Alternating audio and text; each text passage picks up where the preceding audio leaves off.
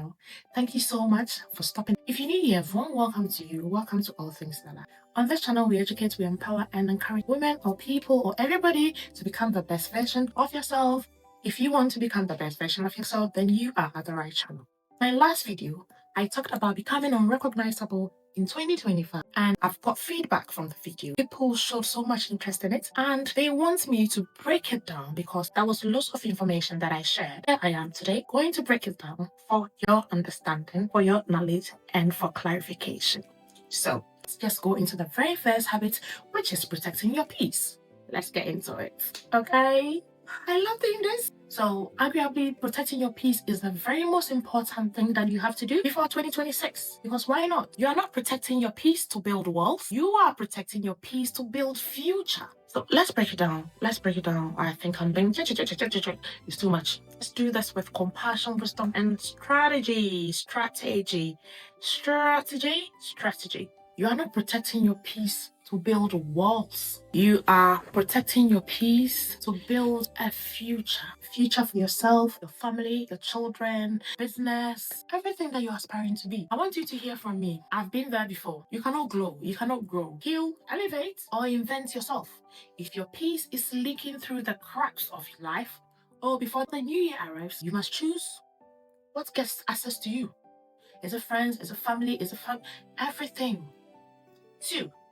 What drains you? Oh, lots of things drain us. 3. What strengthens you? What aligns with your purpose? Yeah. What is God telling you to release? This is not about isolation. This is about alignment. This is not about being cold. This is about you being clear. This is not about you shutting people out. No, this is about yourself, letting yourself in.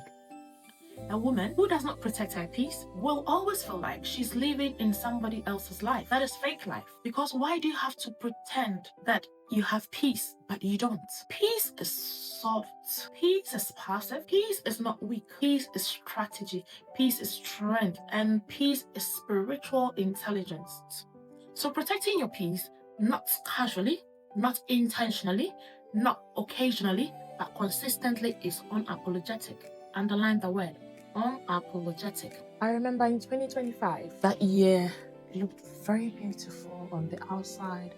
I had 3 children under 5, and on the outside I looked okay, but internally I was drowning. It wasn't a tragedy, but it was crisis. I felt invisible, exhaustion had built up, and then I realized that I was not the woman I wanted to become. Everybody depended on me, except myself. I realized that I was pouring into conversations that starved me. I was saying yes to everything out of reflex instead of alignment, absorbing emotions that were never mine to carry. I was smiling through things that were quietly breaking me. My dad at that time was not feeling well, and it was very difficult. I remember anytime I felt I was draining, my husband was like, you know of yourself. So one morning, I got out of bed and I was sat at the edge of the bed. I remember vividly as I was trying to tie up my hair. I had this braids on. I was trying to tie up my hair. My spirit felt worn out. I felt like I'm losing it. And then I felt a sentence that rose inside me, like with a whisper from God, says discernment. So you cannot live like this. You cannot live your life like this. To be honest with you, it was getting closer to the end of the year. I could hear that somebody was speaking to me. It wasn't dramatic. It was very clear to me. And then I said, this is a holy intervention that came. God was speaking to me. Maybe you are in that moment right now, situation, you are helping children, family, husband, everybody, but you are leaving yourself out. So maybe you've outgrown that noise that you once tolerated. I have. Maybe your spirit is tired of performing strength, showing up that you are good, you are strength, you are energetic. God is calling you into a new season of yourself. That one cannot emerge until you protect your peace. Because here's the truth, most women never hear it. Your life cannot expand if your peace keeps shrinking. Your next level cannot come forth. It cannot happen. And likewise, 2026 cannot be the same version of you that survived in 2025. One may ask, what are some of the things that compromise our peace? Some of them are, you wake up tired even after you've slept I mean, you've had a long sleep, like a normal 8 hours of sleep, and you still wake up and you feel like tired. Let's say maybe you've done a night shift and then you trying to catch up on your sleep. That's okay.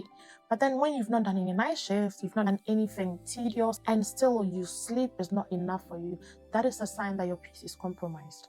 You feel irritated or overwhelmed without knowing why. Anything gets you angry. Somebody says something that is not supposed to make you angry, you get angry. We just get angry for no reason. Children, grown-ups getting angry for what is it? You are overstimulated by one noise. You are overstimulated by noise and conversations. Noise irritates you. You hear conversations that is not even your problem. You get overstimulated. You feel responsible for other people's emotion. Oh, I've been there. Because this person is behaving, I'm the cause of it. You feel guilty resting. I feel almost every woman, or almost mostly people feel this. You feel guilty for resting. Why should it be so? I am in the house, my children go to school, and then instead of me to rest, I start cleaning up. That's what we've been taught. Make sure your house is clean. Make sure your environment is clean. Your house needs to be clean. But we are not told that you need to rest. Because if I don't rest, how am I going to be able to look after my children? So we are always not resting. That makes us very tired, and it compromises our peace. You shut down emotionally. Oh my gosh. Everything you're emotional about it. You be sentimental. That's it. You feel like you are losing pieces of yourself. Sometimes you sit up and you're like, this is not me. I know something is wrong. Something is wrong somewhere.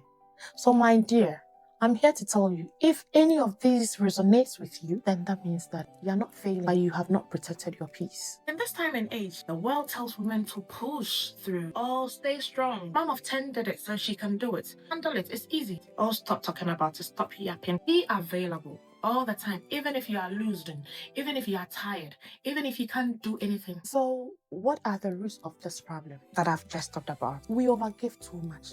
We give and give and give and give, and even if we are not able to give, we still give. Why? Overgiving and not giving into us. So we are pouring and pouring and pouring, and we are not pouring into us. We are not educating ourselves. We are not upgrading ourselves. We are not looking after ourselves properly. Over-explaining. We do that a lot. Why do you have to over-explain yourself? You might not, the person that you are explaining to is not even listening to you. You are just worrying yourself, over-explaining, explaining to gain what? Over carrying emotional burdens. One thing I've said to myself, my sleep is very important to me. If I feel like there is an issue, I would say it. If I feel like I don't have to say it, I will block it off my mind and move on. I don't want to be going to bed with things that are burdened in my heart. I can't sleep. I'd rather block my mind off it and sleep. Get up and become refreshed. But I was there before. I was carrying burdens, emotional burdens, sleeping on it, and then I'll be laying in bed not sleeping. Overthinking about other people's reaction. You sit there and you think, what is this person going to think about what they'll be thinking about you? They're already thinking about you. So why don't you be yourself and allow them to think about you? Under-resting and under-nourishing ourselves. I've said that several times. Under-resting. We need that rest. If we don't rest, we age. If we don't nourish ourselves properly, we age. Why do we say that I want to lose weight and then we don't eat? I remember some time ago, I wasn't eating breakfast just because of what? I wanted to lose weight.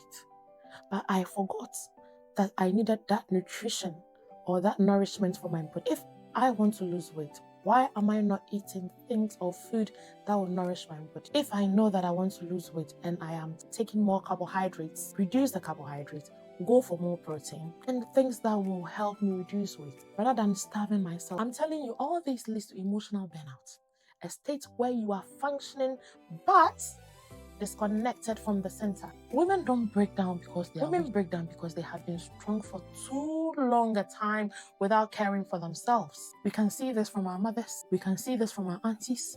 We can see this from some of our brothers, our siblings, our uncles. We have been too strong that we show that we don't need support. So what are some practical steps that will help us to protect our peace? It's quiet mornings or quiet nights. Quiet is not about laziness. It's a therapy. That quiet morning, getting up, if it's skincare that you have to do, you do it as a therapy for you. It makes you feel good. It resets your nervous system. It helps your hormones, your creativity, and your emotional baseline. The thing is, if you don't give yourself that quiet morning or that quiet night, you feel drained. Like nice, you can give yourself that spa treatment, putting on a face mask, pampering yourself, having a bubble bath that relaxes you. listening to music, listening to podcasts that you love. Like, give yourself the me time. 2, reduce digital noise. I was listening to a lady on YouTube and she was saying she deleted some people from her Instagram.